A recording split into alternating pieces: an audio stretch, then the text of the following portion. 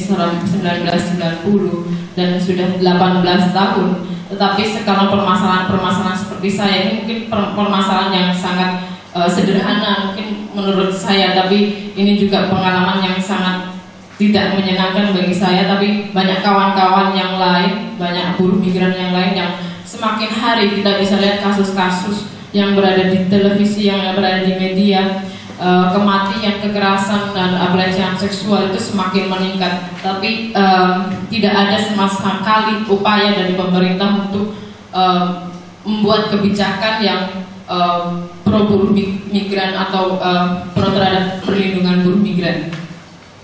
Dan di sini saya ingin menekankan atau menegaskan dan menyampaikan tuntutan saya pribadi dan beberapa kawan buruh migran yang ada di Hong Kong dan kawan-kawan yang ada di tanah air yang peduli terhadap permasalahan buruh migran, segera untuk pada pemerintah untuk meratifikasikan Konvensi PBB 1990 dan juga membuat kebijakan undang-undang yang pro buruh migran.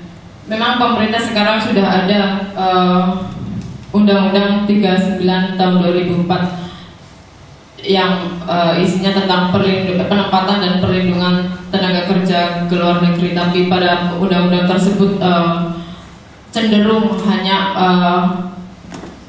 terhadap aspek-aspek penempatannya saja. Jadi tidak ada sedikit pun aspek perlindungan untuk buruh migran. Ya, jadi mungkin itu sedikit paparan dari saya. Bahkan nggak ada, kalau misalnya ada penyiksaan, ada pemerkosaan segala macam, apakah pemerintah juga peduli? Apakah ada asuransi dari pemerintah? Sedangkan buruh migran itu menghasilkan uang untuk negara. Tetapi kalau misalnya pemerintah sendiri ketika ada kasus buruh migran, mereka cenderung menyalahkan buruh migran dan mereka tidak pernah peduli terhadap buruh migran. Mungkin saya bisa aja, mungkin pemerintah hanya bisa bicara lapor ke sana bilang begini-begini, tapi yang merasakan kamilah orang kecil, kamilah buruh migran yang merasakan itu semua. Jadi harapan saya ke depan untuk pemerintah Indonesia, tingkatkan perlindungan terhadap buruh migran. Dan karena negara Indonesia juga kaya dari buruh migran sendiri. Saya mengatasnamakan buruh migran Indonesia, khususnya Cianjur Selatan, karena saya memang dari desa, dari Cianjur Selatan. Saya mewakili semua buruh migran bahwa pemerintah harus peduli terhadap buruh migran. Dan saya berharap pemerintah bisa mendengar suara-suara buruh migran, karena selama ini mereka hanya melihat dari buku atau dari mana, tetapi sekarang saya yang bicara, sayalah buruh migran dan sayalah yang mengalami, sayalah yang tertindas. Saya bekerja bukan untuk negara, bukan untuk memperkaya negara, tetapi saya bekerja untuk menyekolahkan anak saya, untuk menghidupi anak saya, karena saya memang dari keluarga miskin. Saya adalah tulang punggung keluarga.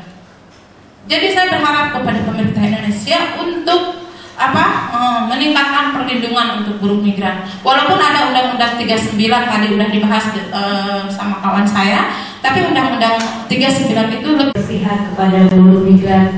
Juga pernyataan dari Komnas Perempuan bahwa Undang-Undang Nomor 39 tahun 2004 itu sangat banyak kelemahannya. Saya sepakat dengan semua itu. Namun di sisi lain kita menyadari bahwa Mbak Retno, Mbak Dede sebagai bagian dari buruh migran kita yang berjumlah yang tercatat 2,7 juta itu, ini yang tercatat ya, dan diperkirakan jumlah yang tidak tercatat hampir sama jumlahnya dengan yang tidak tercatat. Nah, ini tidak lain kalau saya pikir dari pengakuannya itu tadi, tidak ada pemerintah mendorong untuk bekerja di luar negeri. Artinya Mbak berdua merupakan keinginannya untuk bekerja di luar negeri. Nah, lebih jelas lagi bahwa walaupun Mbak tidak tahu bahwa itu hak untuk bekerja, tapi hak dasar kita, hak asasi kita yang kita lakukan. Dan negara atau pemerintah menjamin setiap warganya untuk mendapatkan kehidupan dan pekerjaan yang layak. Tapi itu normatif ya. Nah, sekarang saya tanya, undang-undang kita itu yang nomor 39 itu kami pun dari KPP sepakat sangat banyak kelemahan. Walaupun saya sendiri, saya baru hampir 5 tahun bergabung dengan KPP dan tidak tahu bagaimana dulu peristiwa historinya itu, nuansanya ketika pembuatan undang-undang, tapi sering saya katakan kepada teman-teman dari Depnaker Trans, maaf kalau ada kawan-kawan dari Depnaker Trans, bahwa banyak kelemahannya dan di situ ada kepentingan tertentu. Nah, sangat berbeda kalau bukan saya mengangkat Kementerian Pemberdayaan Perempuan, tapi sangat berbeda dengan Undang-Undang Nomor 21 tahun 2007 misalnya trafficking, berbeda dengan Undang-Undang Penghapusan Kekerasan dalam Rumah Tangga, Undang-Undang Nomor 23 tahun 2004. Yang ada di undang-undang itu sanksi hukumnya hanya misalnya apabila PJTKI atau PPTKIS itu melakukan pelanggaran, itu hanya sanksi administratif. Nah, jadi kalau memang kita menuntut pemerintah untuk, saya setuju, tekankan saja bahwa undang-undang itu harus diamandemen. Dan kalau di sana dia bisa memberikan perlindungan kepada pekerja rumah tangga migrannya. Tapi hampir semua negara, terutama Arab Saudi ini, dia tidak akan pernah memberikan perlindungan kepada PRT. Jadi ada persoalan ketika kita bicara PRT dengan yang bukan PRT. PRT selalu diletakkan dalam tasbih. Dan kadang-kadang pemerintah kita mengamini soal ini. Tanpa sadar, banyak pejabat juga yang menyatakan habis cuma PRT, yaitu ya lagi-lagi merendahkan ini. Yang keempat soal asuransi. Dari pemantauan kita, dari diskusi kita dengan berbagai pihak, ya, asuransi ini kan kewajiban, ya. Kewajiban membayar ada dipotong tuh, ya, $20 ya. Idealnya kalau mereka ada persoalan, ada kekerasan, ada sakit, ada apapun, dia bisa klaim itu ke asuransi. Sekarang kan ada yang namanya konsorsium untuk asuransi TKW itu ya, TKI. Tapi sepanjang pengetahuan saya, bahkan anggota serikat pekerja sudah berorganisasi, mereka tidak pernah mendapatkan bukti bahwa mereka adalah peserta asuransi, dan itu menjadi sangat dasar untuk kita bisa mengklaim. Orang paspor aja nggak pegang, apalagi asuransi, ya kan? Nah, sebetulnya jangan bilang PJTKI tidak bisa mengklaim, harusnya dia yang membantu mengklaim karena TKW itu kan lewat PJTKI, dia harusnya tahu ini kalau ada asuransi dan dia harus backup. Tapi persoalannya lagi-lagi ada persoalan tadi ya, keuntungan yang dibilang oleh Retno. Saya pernah di Hong Kong, saya tahu beberapa kasus misalnya buruh-buruh migran yang bermasalah cepat-cepat dipulangkan ke Indonesia, kemudian klaim asuransinya diambil oleh PJTKI. Betul, Retno? Ya, itu ketika saya 1 tahun di Hong Kong, saya mendapatkan pola yang seperti itu.